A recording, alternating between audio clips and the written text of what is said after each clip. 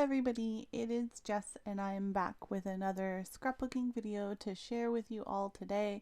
I will admit this is take number 2 of voiceover attempt because I thought I was recording. Turns out I wasn't. I did not press the big red record button on my computer, so I've been sitting here talking to myself for about 10 minutes. Yeah. So that happened today. Anyway, I'm back to share with you another layout for... Oh. I always get the name of this wrong. I believe it's Chamel Scrap a Rainbow or just Scrap a Rainbow. It's her latest class that I think just finished up this past week. I think. I'm obviously quite far behind. I'm still working my way through the orange section. That being said, I have watched a lot of the videos,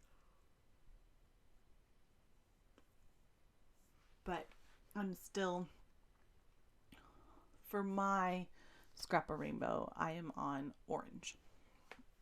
So for today's layout, I am pairing the orange with blue and just a little hint of green thrown in because of that dog toy, which is in the photo.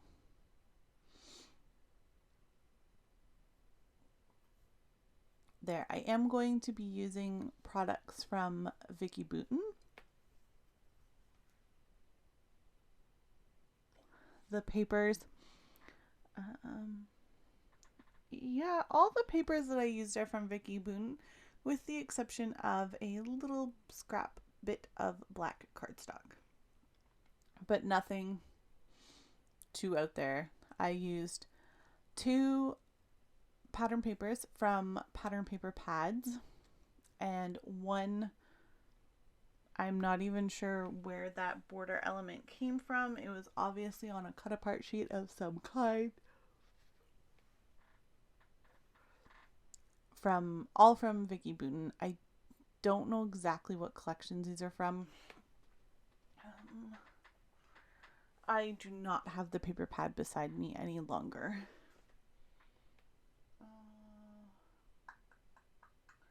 I think it's from Color Study, the blue paper, but I'm really not positive. I think that's Color Study though, but that's a guess. So here I'm trying to decide where I wanted to cut that border element piece, and I did end up deciding that I wanted to keep the black outlined label that was printed on the paper. So I aligned my photo to that end with the border strip and then trimmed off the excess on the other end. I decided that I didn't want to trim off the end of the border or the label because I wasn't aligning it with an edge of a paper. I hope that makes sense. Might be a little bit too fussy or picky, but it's what I was thinking at that time.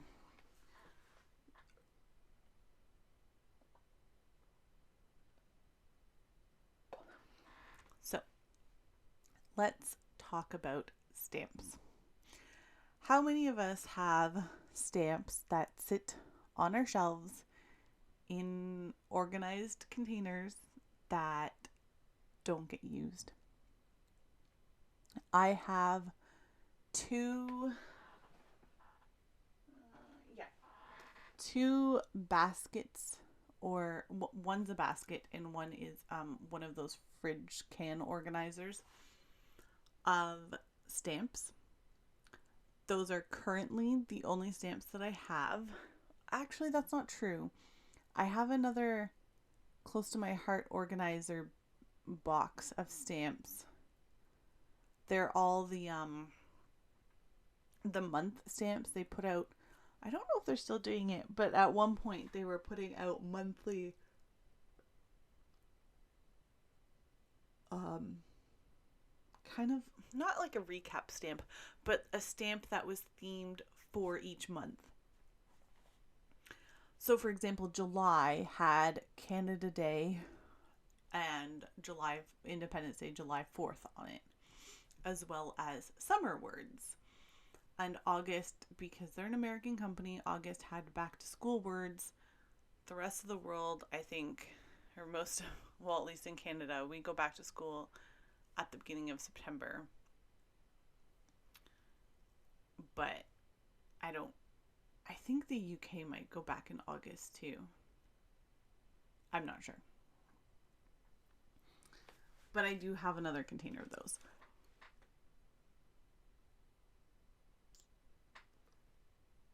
So, stamps. Every so often, I get the want to use stamps. So in this video, you are going to see me using my Memory Misty, and I'm not sure, let me just pull this out and see who makes this.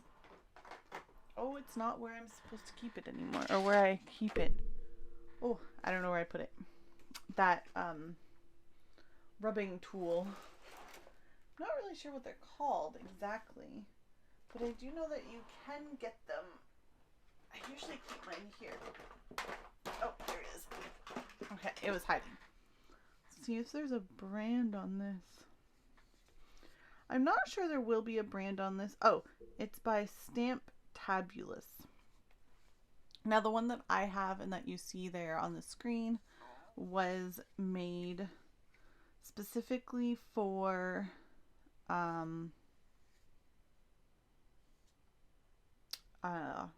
scrapbooking cards today. I wanted to say scrapbook.com, but I was thinking in my head, no, that's not the right company. Scrapbooking cards today, it was the artwork for sure was created specifically for them or by them. I'm not positive. But these are definitely, you can find these type of tool at a lot of places now. This flower one is the one that I have because I got it from Scrapbooking Cards Today in a special offer when I took a Crop and Create delivered kit weekend. So today I am stamping on my layout. I'm using stamps by Ellie Studio. I think they're all Title Builder stamps. I wrote down the name of it. Give me a second. Sincere Sentiments Wonderful You is the stamp set that I'm using. And yes, I cut my stamps apart. If you don't like that, don't do it. I have always been of the mindset that I get more use out of my stamps if I want to cut them apart and use the words individually. You can put them back together. They fit wonderfully back together. And as long as you are careful and you don't cut through the artwork, it's fine. It doesn't damage the word or the stamp or anything. Now, it's one of those things. Some people will do it. Some people hate it. I have always been of the opinion that if I can get more use out of my stamps by doing that, then I'm going to do it. But I totally understand if you don't feel comfortable doing that. So for this stamping, I am using, look, I even wrote down what ink colors I'm using. I'm using Gina K in the navy and Catherine Pooler Tutti Frutti and Suede Shoes. I am using my Memory Misty to stamp the title. It just allows for, how do I say this? Not simple stamping necessarily, but you get more than one chance of stamping it correctly if it goes a little bit wrong.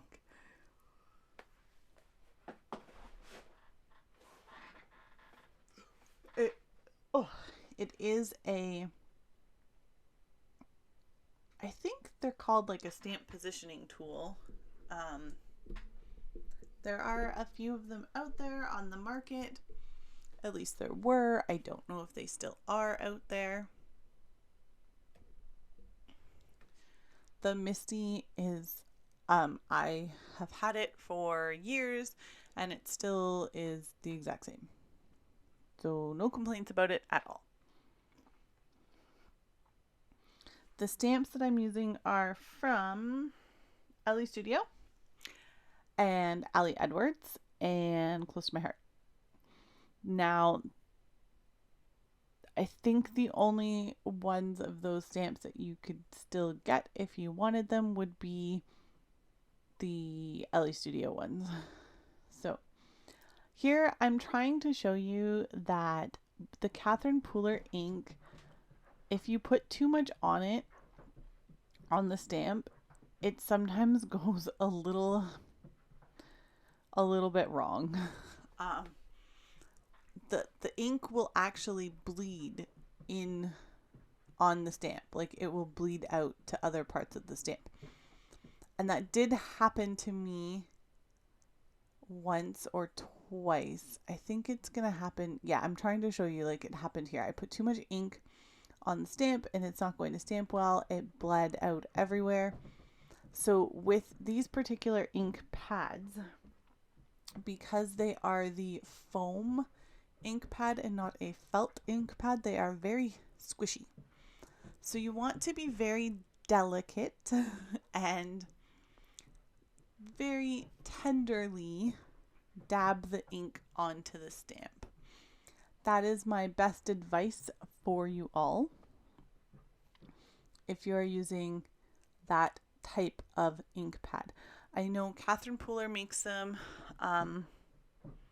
Ink Road Stamps has the same ink pad. And there's another company too.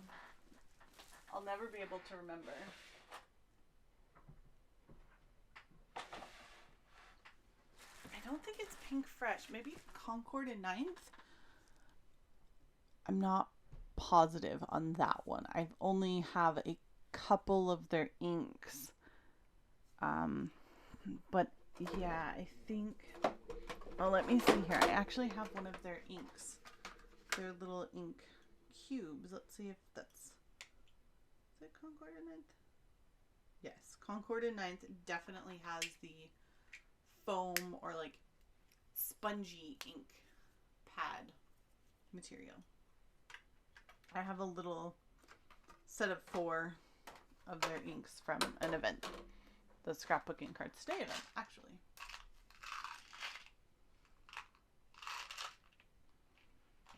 Oh.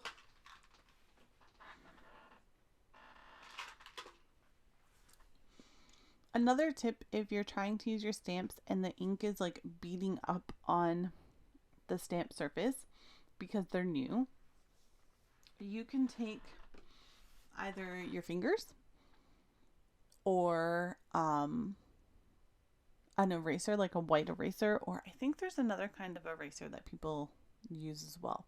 I use a white eraser. Actually, most frequently I use my fingers. And you kind of rub that like really glossy, shiny layer off the stamp surface, and then the ink doesn't pool up on the stamp as much. Here I'm being very fussy. I did not like the gap between where the U is a very, very tall word. I didn't like the gap that was then left underneath "are my friend." So I decided to use a border punch, this is a Stampin' Up! Scallop border punch, but so many companies make scallop border punches. And just a couple scraps of black cardstock to bring in another, like, not just put put a straight line of cardstock. It's a decorative edged cardstock, if you will. Just makes it look a little bit not better necessarily, but less boxy. There's already a lot of box elements on this layout. There's three. I'm showing you Fergus. He was so cute and little there, and his face is just so sweet. There's a lot of boxy rectangular elements already. So the circles that I stamped, do I use more than one circle? Nope, only one stamped circle. And that scalloped edge element really helped to break up all of that square edging. So now I'm just looking for embellishments. I didn't pull out any embellishments when I made these paper kits up because I didn't know what photos I was using at that point. I put together the paper kits before I chose any photos. I was just showing there that that epoxy flare, I guess, says you have a good heart. And I'm scrapbooking my parents / our dog, Rocket, and he did. He was a very, very, very good dog. He was so good with my puppy, with Fergus. Fergus just wanted to do everything that Rocket did. He copied him right from day one, and it was adorable to watch. So that's what these pictures are. Basically, Fergus is saying, like, you are my friend, whether or not you want to be my friend. You are my friend. But Rocket was good. He let him be his friend, basically. Rocket was 6 or 7 when we got Fergus. So definitely a very patient boy. My little dog was not so patient with the puppy, but it all worked out. They're all friends now. Well, Alfie and Fergus are friends. Rocket is sadly no longer with us. Yeah. I explained in my previous video why I can't talk about it. So let's talk about how long it took me to make this layout. It was a long time. Now, part of that was the stamping. Stamping always adds time to your scrapbooking layout. It always makes it take longer. At least I find. Maybe I'm just too not perfectionist, but too finicky with stamp placements and things like that.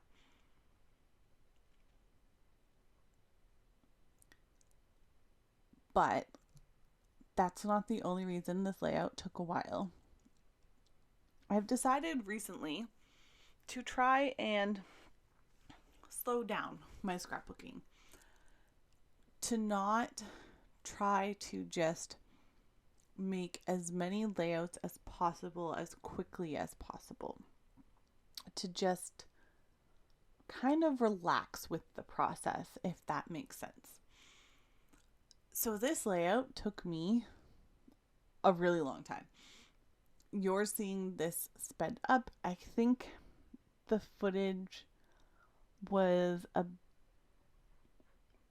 about 55 to 60 minutes, which is longer than I normally take to make a scrapbook layout, particularly one that is so simple like this. I mean, this took me an hour, let's say, to make, and there's really not a lot of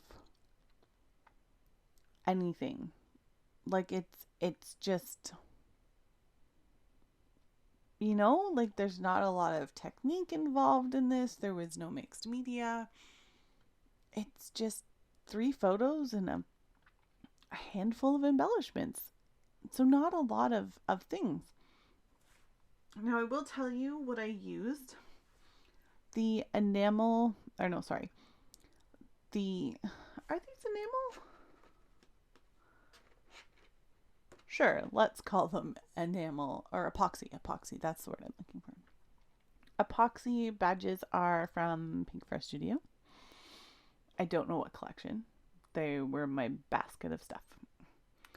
And then the 2 circle stickers on the bottom section of the page are from Vicky Bouton. I just found some orange circle stickers because I wanted more circle element. The label sticker, the 2 label stickers are also from Vicky Bouton.